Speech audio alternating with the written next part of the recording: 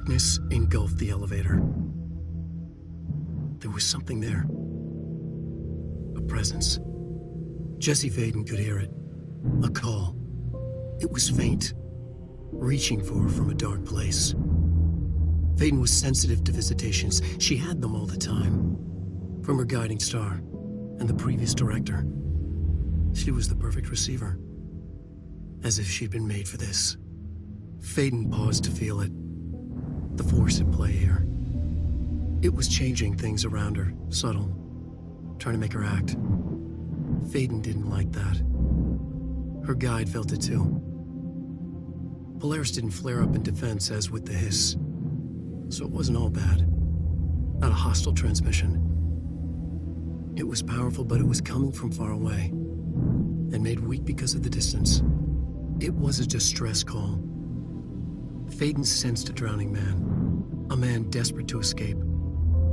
She sensed something else too. A hunger in the dark, not unlike the hostile resonance, waiting. She knew that desperate acts can have grim consequences. It was this, more than the man's despair, that made her follow the call. The elevator lights winked back on. The darkness receded like a memory. There was a new button on the elevator control panel. Investigation Sector. Feyden pressed the button. The elevator doors slid shut with practiced bravado.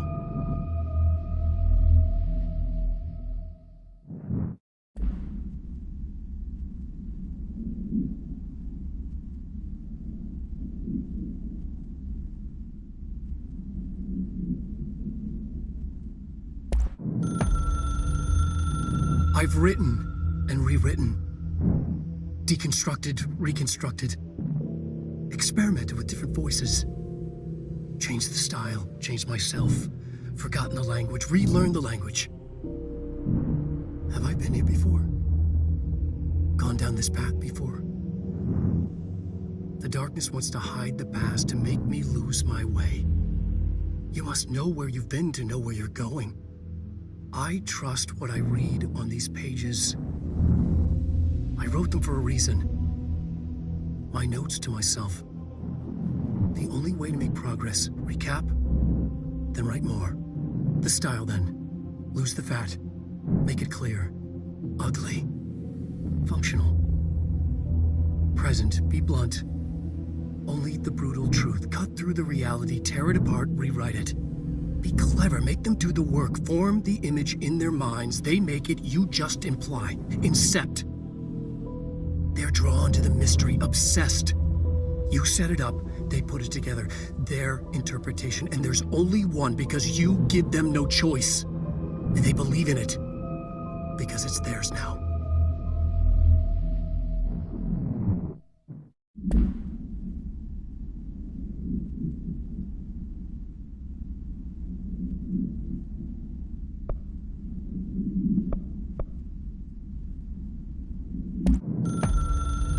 The story needed many beginnings, many springs, streams that turned into a river, a flood, and then an ocean. This was one. Wake used the materials he had, the connections he had, the people, the places. Wake put them in to make it true. His wife, the psychiatrist, his city. These connections, like magnets, move things. Alice was a conduit. She'd been in the dark place. The thing that had been Hartman sensed her near, sensed Wake through her. Went berserk, broke loose. Wake made sure Alice was already gone by then. Safe. The more springs, the more the story became real. The more people believed. Cause and effect. It was extremely delicate and hard work. It had to go through the path of least resistance where success was most likely. Where there was a connection already. Wake felt the pressure grow in his head. Going mad. Wake had to escape. Right. His escape. He was already out. He wanted to make it true. Wake needed a hero. A hero needed a crisis.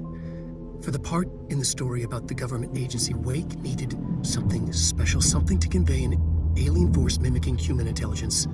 Something that can't be translated. Translated. Wake channeled Burroughs and Bowie. He cut up sentences and words. Orange peel. You are home. Insane. He put them in a shoebox. He pulled out the words. Wake created a Dadaist poem. He'd try anything once. Or had he tried this before?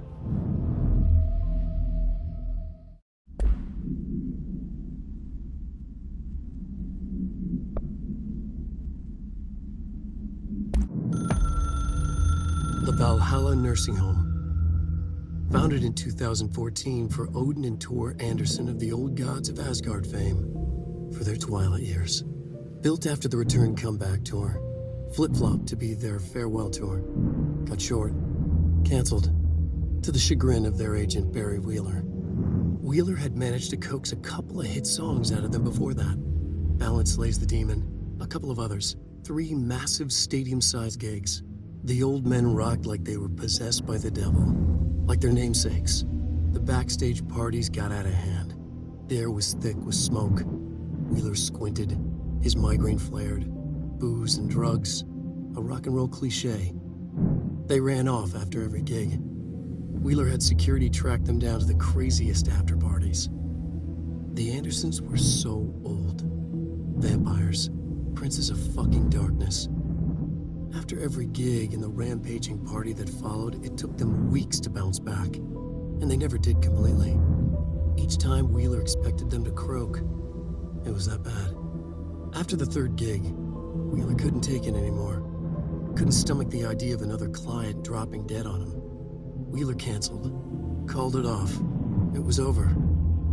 After the Old Gods comeback tour was canceled, Wheeler set up a foundation with the money from the record sales of the Greatest Hits album and the gigs. A lot of money. Wheeler was good at his job. Wheeler set up the nursing home facility. The old men deserved it.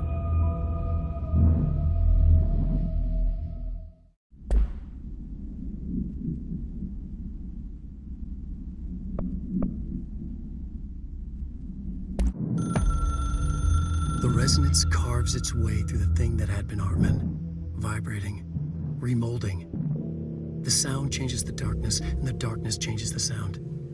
They both changed what remained of Hartman. They all turned into something else. A 3rd thing. The sound made darker. The darkness made louder. Hartman was stretched. Stretched as anyone when seen from out of time, like a worm through time. Almost an Ouroboros, a spiral, a maelstrom. The gravity well of a black hole, twisting inward, tightening, taking you deeper and deeper to the bottom, the heart, and through to the other side.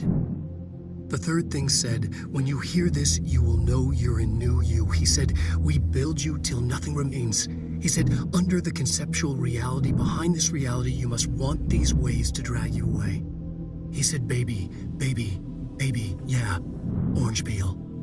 The 3rd thing was a monster. He'd tear apart any ordinary person crossing his path. Now he crashed out of darkness toward Feyden. There was nothing ordinary about Feyden.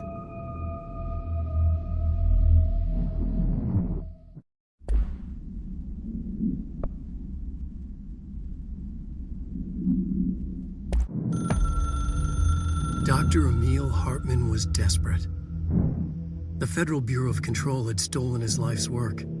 This was his last chance, his final experiment. What he'd been too scared to do before. Hartman dove into the lake, was taken, devoured by hungry darkness, became the thing that had been Hartman.